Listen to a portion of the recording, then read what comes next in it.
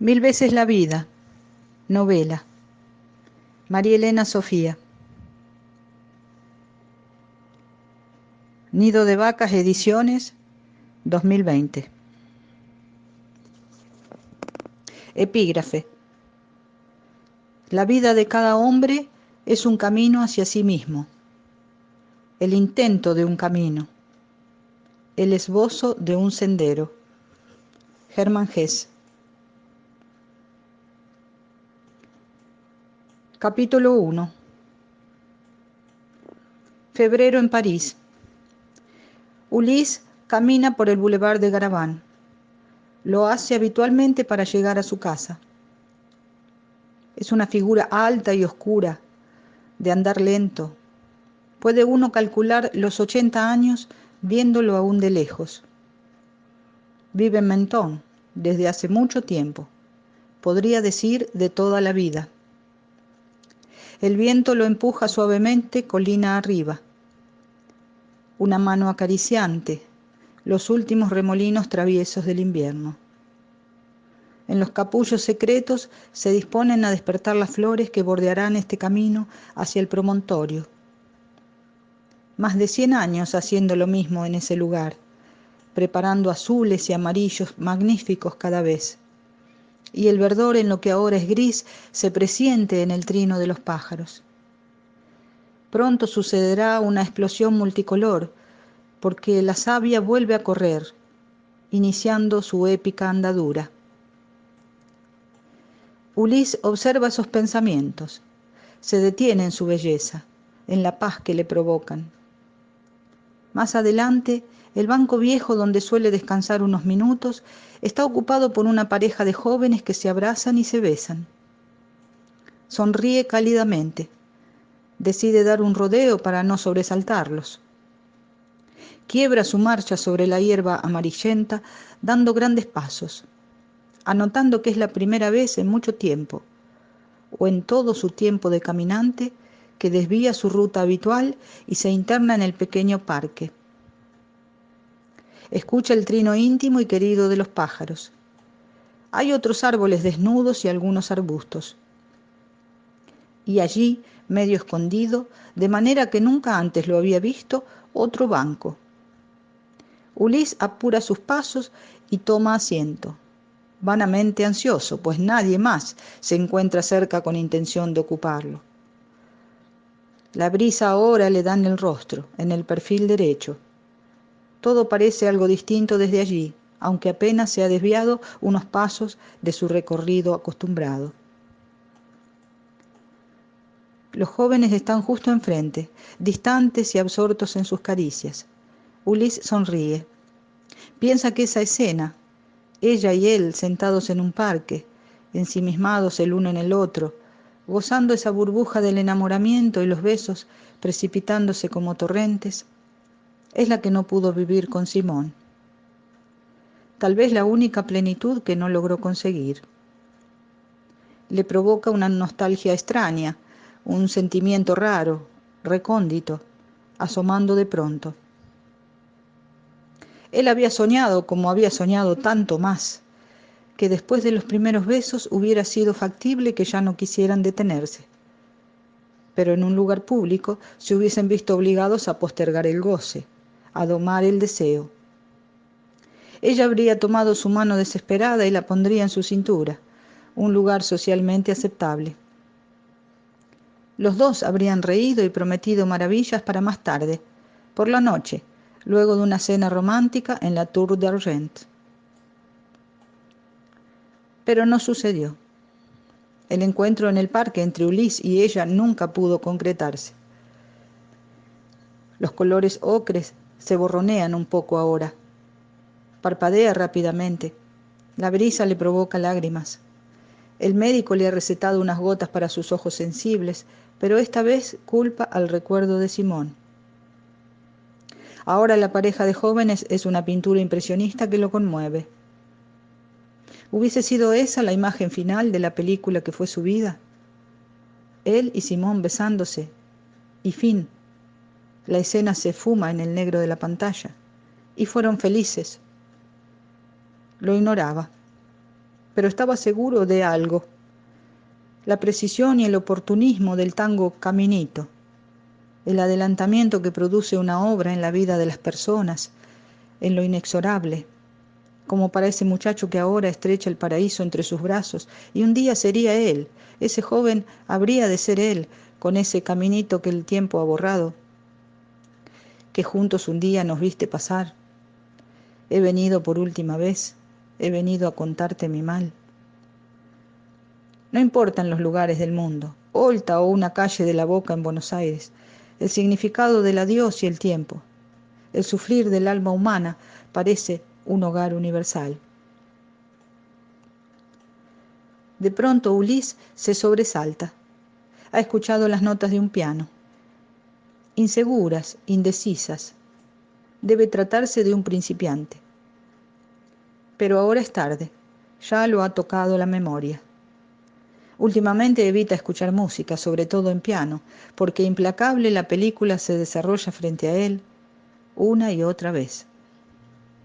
En el presidio del fin del mundo, Gengis encendía la radio, siempre en la misma emisora, cuando iniciaba el concierto del mediodía y justo a la hora de la comida ordenaba a sus guardias buscar uno de los prisioneros para interrogarlo, humillarlo, castigarlo y devolverlo medio muerto a su celda, de tal manera que entendiesen todos quién tenía el poder sobre sus vidas, puercas vidas menos valiosas que una bolsa de frijoles. Nadie escapaba de allí, y quienes alcanzaban tal proeza morían afuera, bajo la nieve o el frío que casi todo el año azotaba la región austral. Era el año 1933.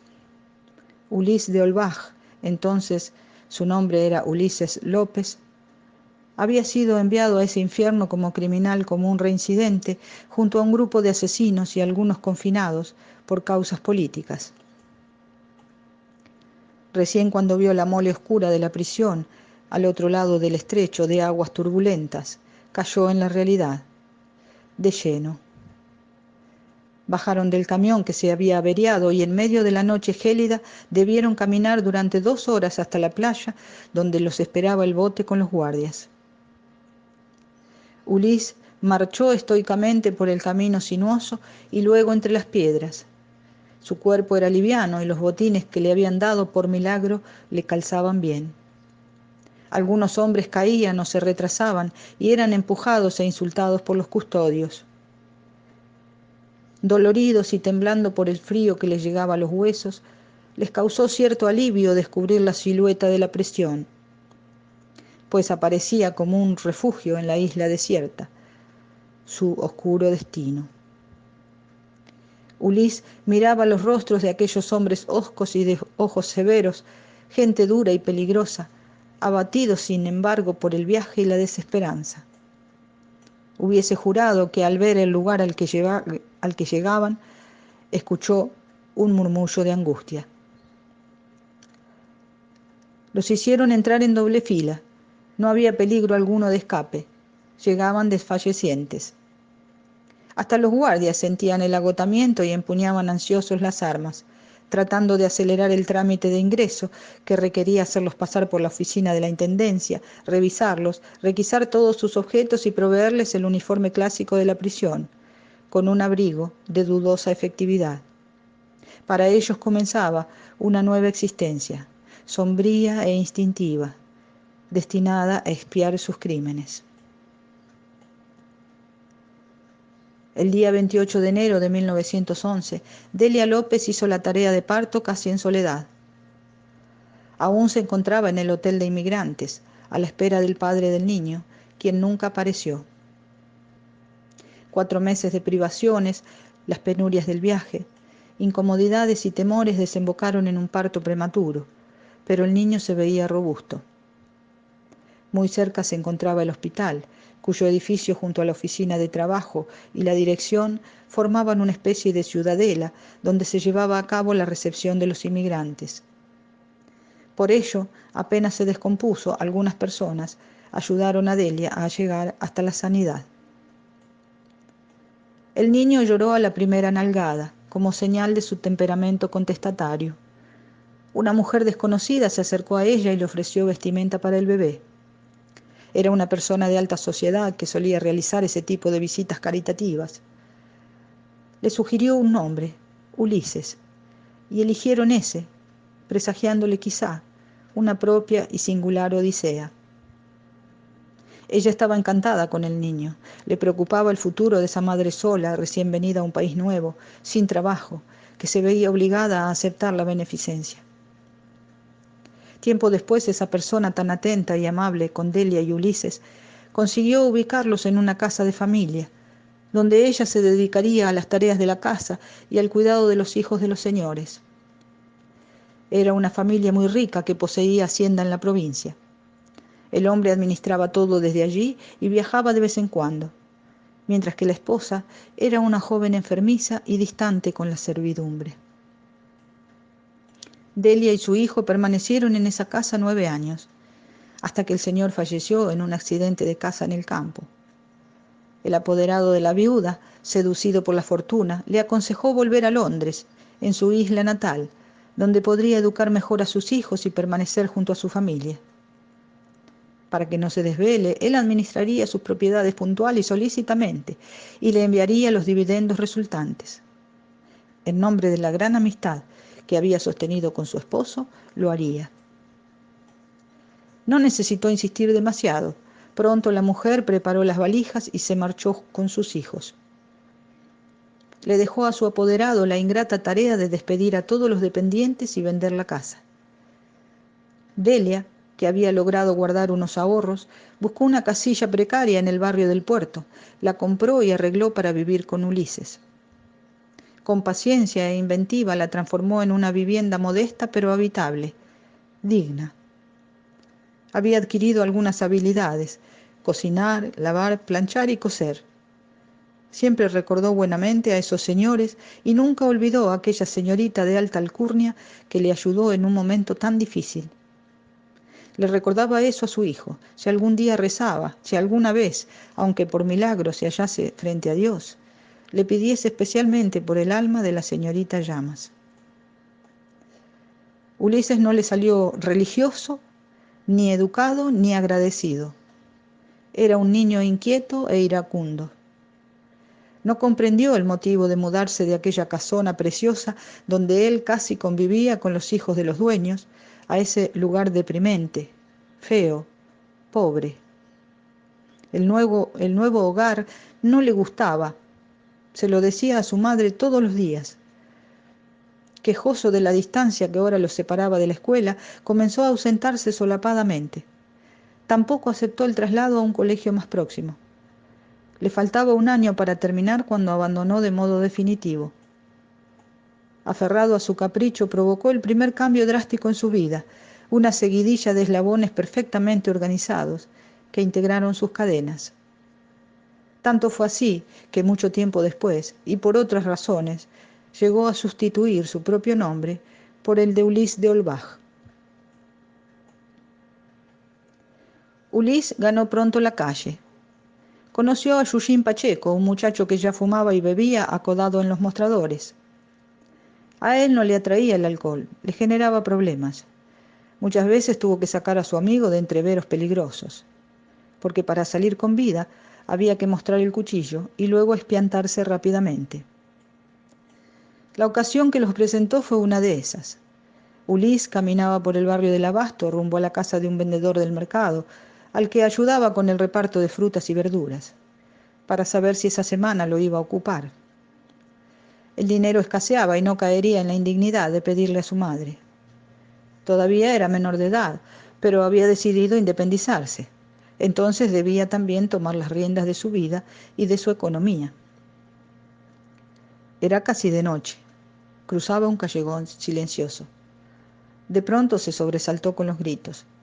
2 gruesas voces y otra un poco más aguda, estrangulada, de un joven, irrumpieron desde un zaguán. Ulises volvió sobre sus pasos dudando. No deseaba meterse en líos, pero era más la curiosidad que su temor. Le gustaba ver peleas de lejos, de afuera. Se asomó y pudo ver que 2 grandotes tenían agarrado a un muchacho flaco, alto pero quebradizo, sin demasiado desarrollo muscular. Uno de los atacantes lo sostenía contra el muro con ambas manos en su garganta, casi en vilo, y el otro lo revisaba y cada tanto le daba un puñetazo en el estómago. Ulises llevaba oculto entre sus ropas un pequeño cuchillo, obsequio del hijo mayor de los antiguos patrones de su madre.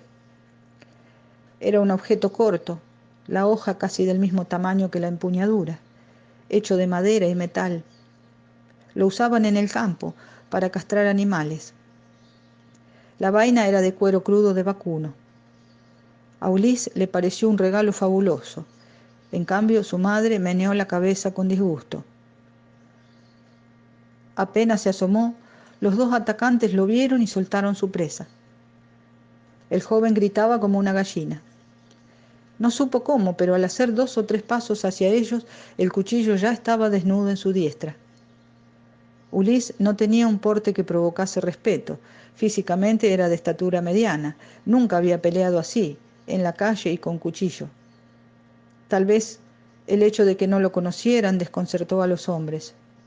Y también al agredido, que se cayó, se recuperó y con la velocidad del rayo pasó frente a los grandotes, enfrentó a Ulises y esquivándolo le dijo: «¡Corre!». Y así fue que corrieron uno al lado del otro unas 7 cuadras, vigilando cada tanto la retaguardia. Los otros no atinaron a perseguirlos, persuadidos por la agilidad de los jóvenes en la huida.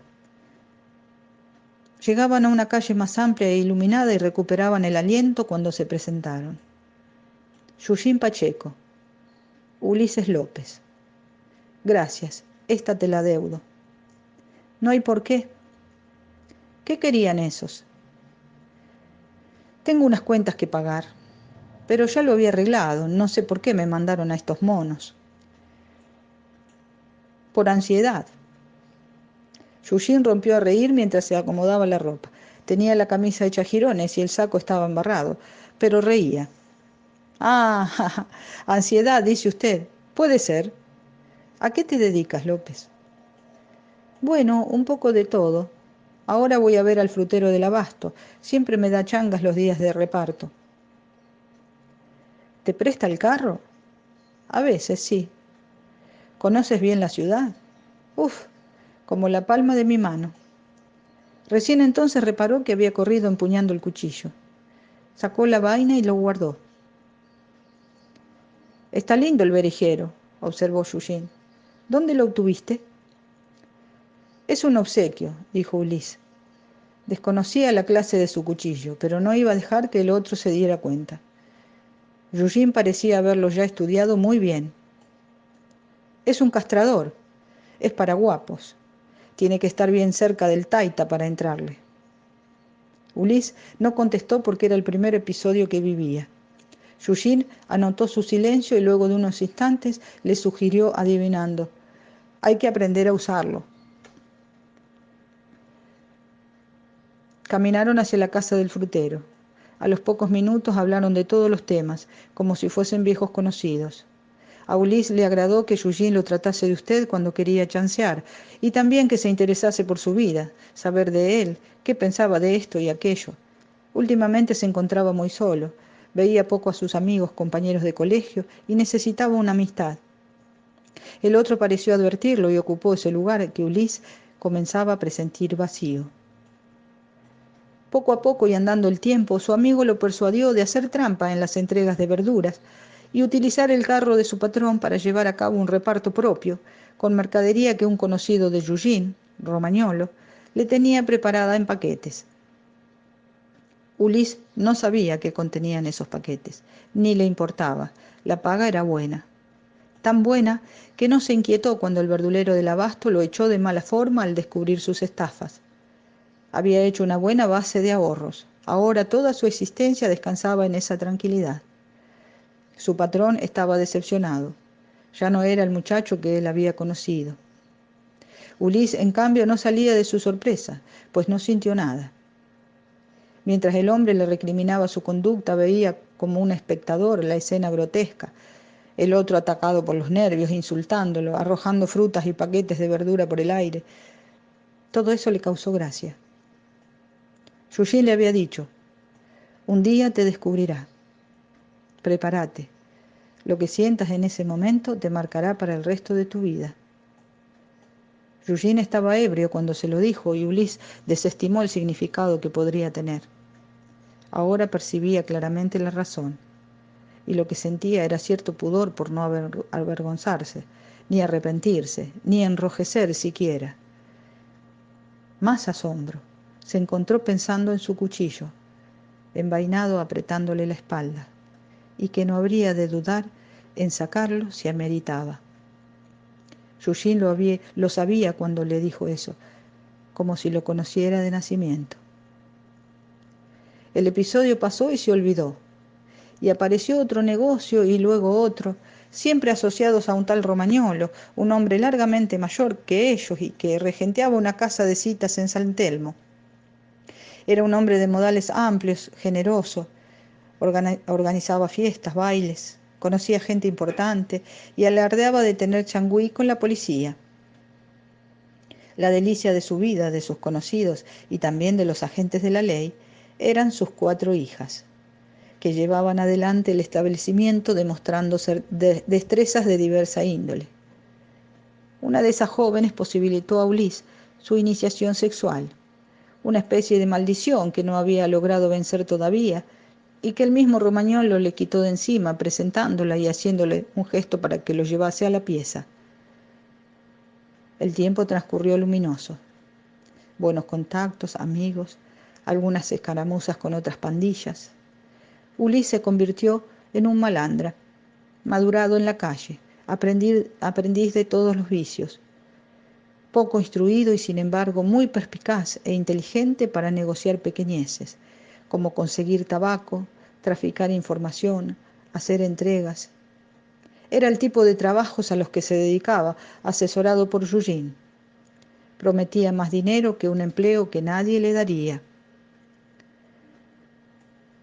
Sabía dónde estaba su casa y que su madre siempre lo esperaba, pero mantenía distancia para protegerla del peligro que le acarreaba su estilo de vida. Cada tanto le llevaba unas ropas para lavar y planchar, le dejaba unos pesos y desaparecía. Para Ulises, su madre era hermosa, con esa belleza envuelta y protegida por un halo bondadoso. Era una mujer diminuta y trabajadora, con el rictus de la perseverancia grabado en su rostro. Había logrado comprar la casita trabajando como costurera. La vieja no se quejaba, no recriminaba, no insultaba, solo le recomendaba que se cuidase, siempre y cuando la escueta conversación lo permitía. Cuando pasan las cosas, los que están acomodados se salvan y caen los perejiles, rumiaba en voz alta. Nunca le dijo quién era su padre. Ulises nunca le preguntó. Esa noche del año 1933, Ulises desconocía el destino de los compañeros que habían participado en la fallida Operación Buenos Aires, planeada para apoderarse de un cargamento de bebidas alcohólicas ingresado ilegalmente al puerto. A Yujin Pacheco, jefe de la banda, le había perdido el rastro ya en los pasillos de la comisaría, entre un interrogatorio y otro. Alcanzó a ver a Romagnolo, informante y cómplice, hablando en una de las oficinas con 2 hombres, uno uniformado y otro de civil. Seguramente habría sido citado para indagarlo también a él. En principio se tranquilizó, pensando que no les vendría mal ir todos a la misma prisión. Allí se reunirían y pergeñarían algo.